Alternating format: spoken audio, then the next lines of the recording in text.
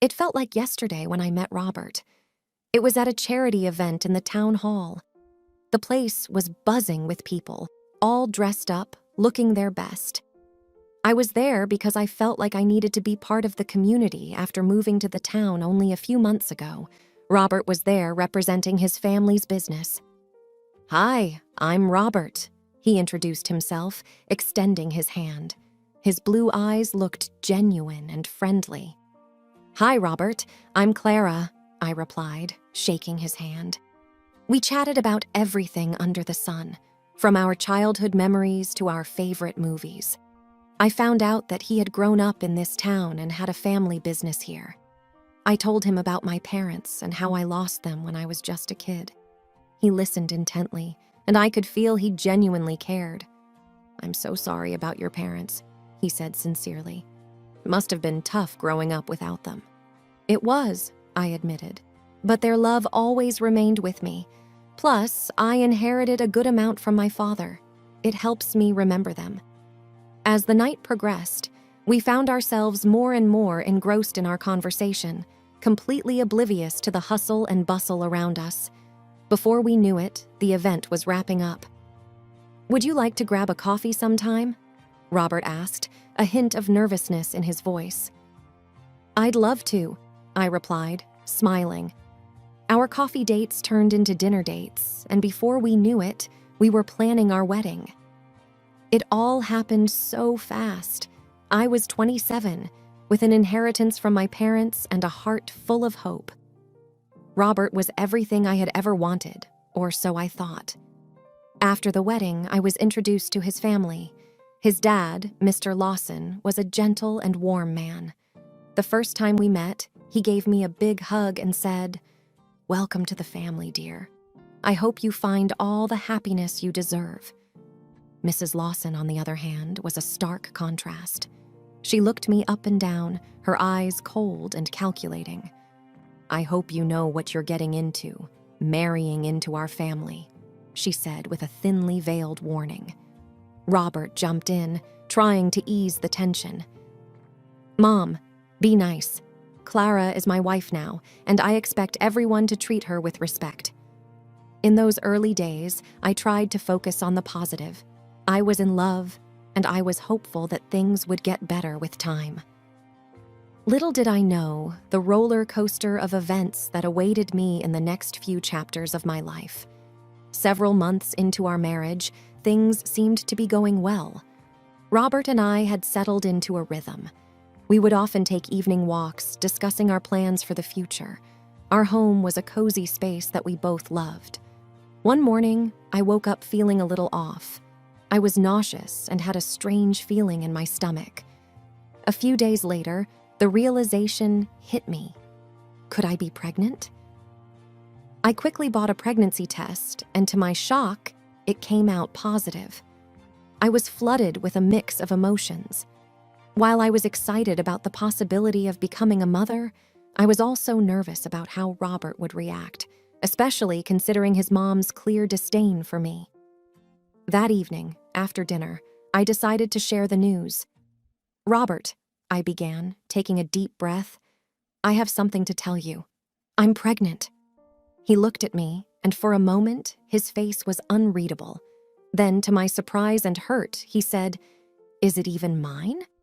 I was taken aback. "What? Of course it is. How can you even ask that?" He looked away, avoiding my gaze. "It's just... I don't know, Clara.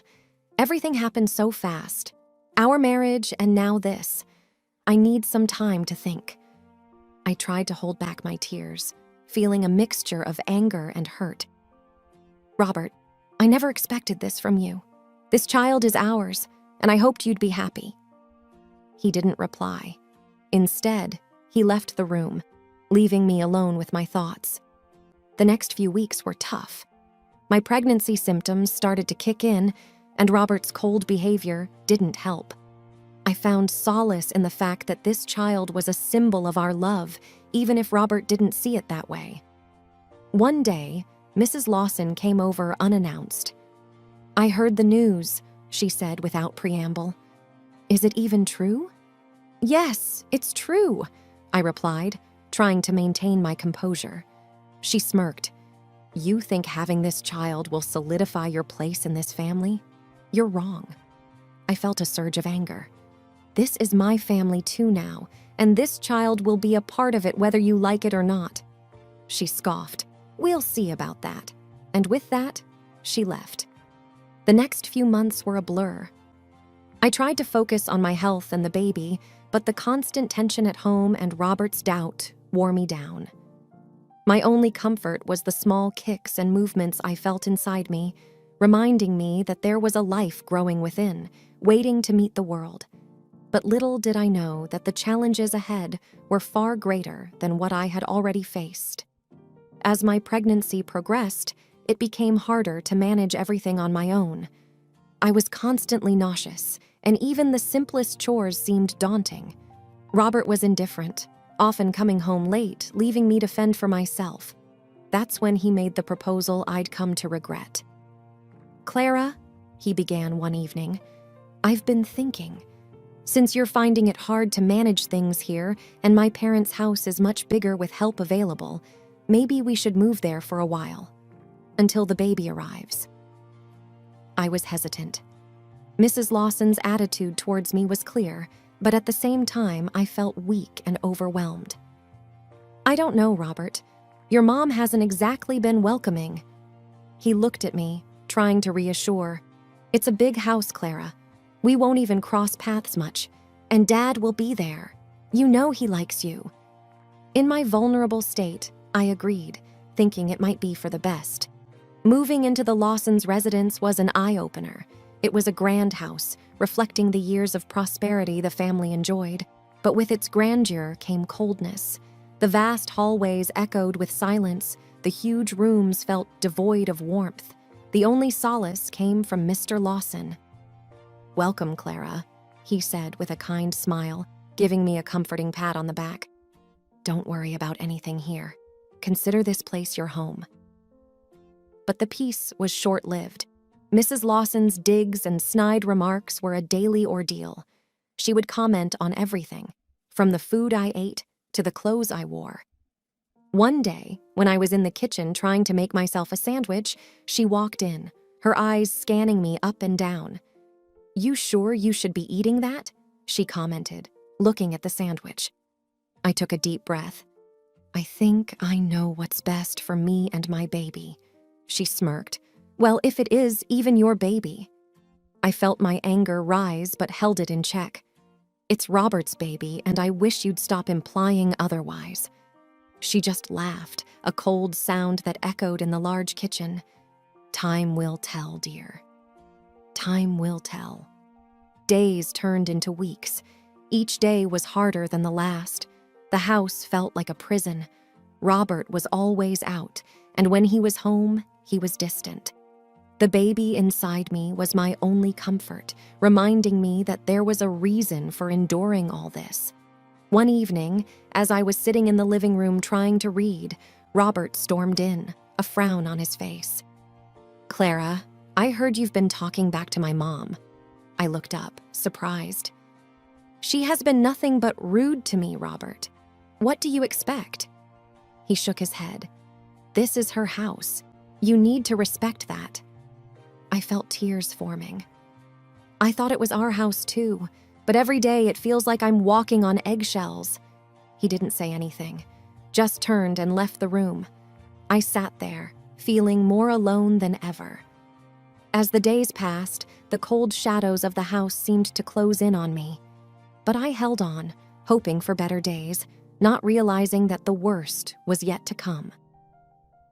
Fall had settled in, and the leaves outside had started their gradual transformation to a vibrant mix of red and gold.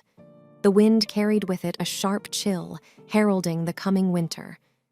But inside the house, the atmosphere was even colder.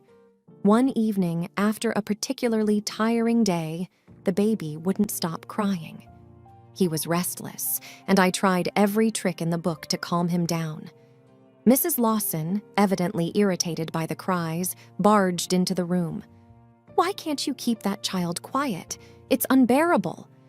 Holding my crying son, I replied tiredly. "He's just a baby, Mrs. Lawson. They cry sometimes." She scoffed.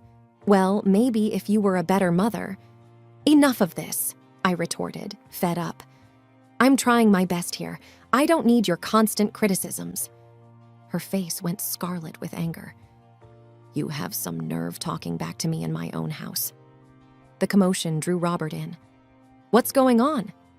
"Your wife seems to think she can disrespect me under my own roof," Mrs. Lawson spat. Robert glanced at me, annoyance evident in his eyes.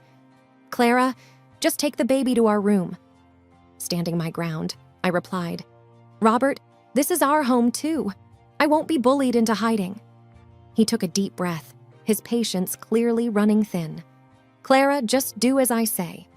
When I didn't move, Mrs. Lawson sneered, "If you can't follow the rules, maybe you should leave." Robert, to my shock, nodded in agreement. "Maybe you should." Stunned, I replied, "You can't be serious." His face hardening, Robert stepped forward. "If you won't go to our room, then maybe you should leave the house." "You're throwing me out?" I asked, voice shaky with disbelief. Robert didn't answer. Instead, he moved closer, took hold of my arm, and began pulling me towards the door. I tried to resist, but he was too strong. Holding our crying baby close, I was dragged out of the house. The door slammed behind me, leaving me and my child in the biting cold of the fall evening. Tears streamed down my face, not just from the cold wind, but from the sharp sting of betrayal. My own husband, the man I loved, had just thrown me out of our home. The magnitude of what had just happened weighed heavily on my shoulders as I walked away, holding my child close, trying to shield him from the cold wind. The weight of the night's events pressed heavily on my chest, making each step seem like a monumental effort.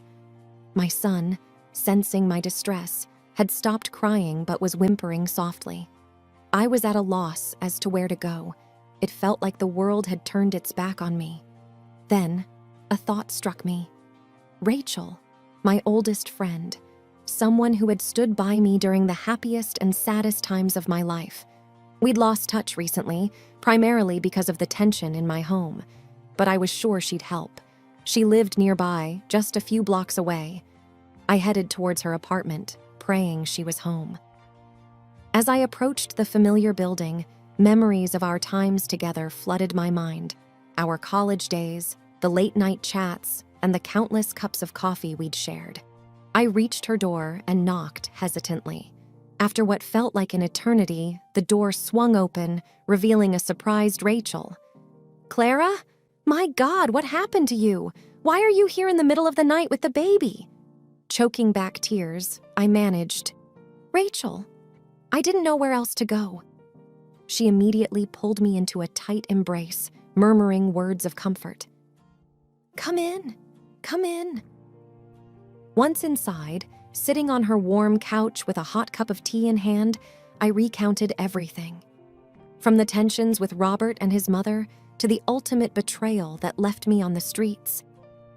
Rachel listened patiently, her face a mixture of anger and concern. I knew that Robert was changing, but this is unthinkable. I nodded, tears streaming down. He chose them over us, Rach, his own son. Rachel shook her head in disbelief. "I can't believe Mrs. Lawson would do something like this, but we'll figure something out, okay?" "I just don't get it. Why the sudden animosity? Why the doubt over our son?" Rachel sighed. "People change, Clara. Sometimes not for the better. But you've got your son and friends who care about you. We'll get through this together." Feeling a little calmer, I asked, "What do I do now, Rach?" She thought for a moment. "First, let's get you both settled for the night. Tomorrow, we'll think of the next steps. Maybe talk to a lawyer?" Nodding, I replied, "I never thought I'd need one against my own husband." Rachel gave a sad smile. "Life throws curveballs, Clara. But remember, you're strong, and you're not alone." Feeling a weight lift off my shoulders, I hugged Rachel tight. "Thank you." The night was spent in Rachel's guest room. Though I barely got a wink of sleep, having her by my side made me feel a bit safer, a little less lost. The road ahead was uncertain, but with friends like Rachel, I knew I could face whatever lay in store. The morning after the eviction felt surreal. Waking up in Rachel's apartment, the events of the previous night played back in my mind, and a sinking feeling settled in my chest. After a silent breakfast, Rachel, with her unwavering determination, declared, "We're going to get answers today." "You mean about Robert's sudden change and Mrs. Lawson's animosity?" I asked. "Exactly," Rachel responded, pulling out her phone. "I have a contact, Paul, a private investigator. He's helped some friends in the past. Maybe he can help us understand what's really going on." With that, Rachel dialed a number. "Paul? Hey, it's Rachel. I've got a situation here. Yes, I'll text you the details." Turning to me, she added, "He's good, Clara. We'll know what's happening soon." The days that followed were a whirlwind. Paul discreetly began his investigation, tailing Robert and Mrs. Lawson. Each evening, he'd provide Rachel and me with updates. It wasn't long before Paul unearthed shocking revelations. "I've been following Robert, and it appears he's seeing someone else," he said one evening, handing over a few photographs. My heart sank as I looked at the pictures of Robert and an unfamiliar woman, laughing, dining, and even shopping together. Rachel, anger evident in her voice, asked, "Do you have any idea who she is?" Paul nodded. "Her name's Angela, works in a law firm downtown, but that's not all. I've got audio recordings of Mrs. Lawson that you might find interesting." He played back a conversation where Mrs. Lawson discussed her elaborate plan to have me thrown out so that Robert could gain access to my inheritance. Her voice, dripping with greed, sent chills down my spine. "Once Clara's out of the picture, Robert can divorce her. With a good lawyer, he can claim a good portion of her inheritance for emotional distress or some such nonsense. Angela's firm will handle it. Our boy deserves that money more than she does." I sat in stunned silence. It all made a cruel kind of sense now. Robert's doubts about our son's paternity, the constant harassment, it was all part of a twisted scheme. Rachel, seething with anger, declared, "We're taking this to the police, and you're getting a lawyer, Clara. We'll fight them." Paul nodded. "I've got more recordings and photos. It's concrete evidence." While the truth was a bitter pill to swallow, knowing it gave me a renewed sense of purpose. No longer would I be the victim. With evidence in hand and Rachel by my side, I was ready to confront Robert and Mrs. Lawson and reclaim not just my inheritance, but my dignity and peace of mind. The chapter of betrayal in my life was about to be closed, and I was determined to ensure justice was served. With the evidence in hand and my resolve firm, it was time to confront my soon-to-be ex-husband and his conniving mother. I decided to go to their house, the house I once called home. Rachel insisted on accompanying me, a pillar of strength and support. As we approached the house, my heart raced, but not from fear. It was anger, determination, and the desire to close this traumatic chapter in my life. We rang the doorbell, and Mrs. Lawson answered, feigning surprise. "Clara, what brings you here?" Without mincing words, I replied, "You know why I'm here." Robert appeared from the living room, looking rather uneasy. "Clara," he began, but I cut him off. "No, Robert, it's my turn to talk. We know everything." I held up the photos and the transcripts of the recordings. Mrs. Lawson's face turned pale while Robert looked like he'd been caught red-handed. "How did you—" "Doesn't matter how," Rachel interrupted. "What matters is that you both have been exposed." I took a deep breath, finding my voice. "You thought you could play with my life? You thought you could get rid of me and take everything I've inherited from my parents?" Robert tried to speak. "Clara, No," I shot back. "I gave you everything. My love, my trust, and all you gave back were lies and betrayal. Your affair with Angela, your scheming with your mother to get your hands on my inheritance, you won't get a single cent." Mrs. Lawson, always the instigator, tried to salvage the situation. "Clara, dear, let's discuss this calmly. Maybe there's been a misunderstanding." I scoffed. "Misunderstanding. I've heard your conversations. You orchestrated this entire sham, making Robert doubt our child and pushing me out. And for what? Money? How low can you stoop?" Rachel stepped forward. "We've already spoken to the police, Mrs. Lawson, and Clara has a lawyer. You won't escape this." As we walked away, I felt a weight lift off my shoulders. Confronting them had been cathartic. While the journey ahead would be long and challenging, I was ready to rebuild my life, free from the shackles of deceit and betrayal. The courtroom was filled with tense energy, a battleground of truth against deceit, the place where my long-awaited vindication would finally occur. My attorney presented our first piece of evidence, the results of the paternity test that unequivocally proved Robert was indeed the father of my child. The judge reviewed it, casting a stern look at Robert. "Do you have anything to say?" Robert looked down, unable to meet anyone's gaze. "No, Your Honor." Next, we presented the DNA results that would shatter the very foundation of the Lawson family. "Your Honor," my attorney began, "these results indicate that Mr. Robert Lawson is not biologically related to Mr. Richard Lawson." The courtroom went silent. All eyes turned to Mrs. Lawson, her usual confident demeanor replaced with a deer-in-headlights expression. Richard, who had been sitting with a stoic face, looked at his wife with disbelief. You lied to me all these years?" Richard's voice wavered. Mrs. Lawson, trying to regain some semblance of control, stammered, "Richard, it's not what it looks like." But the evidence was irrefutable. The judge continued with the proceedings, his voice firm. Given all the evidence presented, the court rules in favor of Mrs. Clara. Robert Lawson will receive no part of her inheritance. He is also mandated to pay alimony for their child. Furthermore, considering the emotional trauma inflicted upon Mrs. Clara, the court also mandates Robert to pay damages. Mrs. Lawson, once the formidable matriarch, now looked small and defeated. But the courtroom had one more revelation that would strip her of her last vestiges of power. Richard stood up, facing his soon-to-be ex-wife. "I've filed for divorce, and I've already begun the proceedings to claim our house. You won't see a single penny from our joint assets." She was speechless, her empire and decades of manipulation crumbling around her.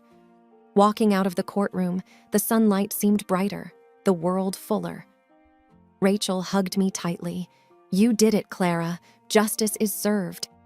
I took a deep breath, feeling the weight lift off my shoulders. It's over. Finally. And as I moved forward, with my son in my arms, I knew I was walking towards a better, brighter future.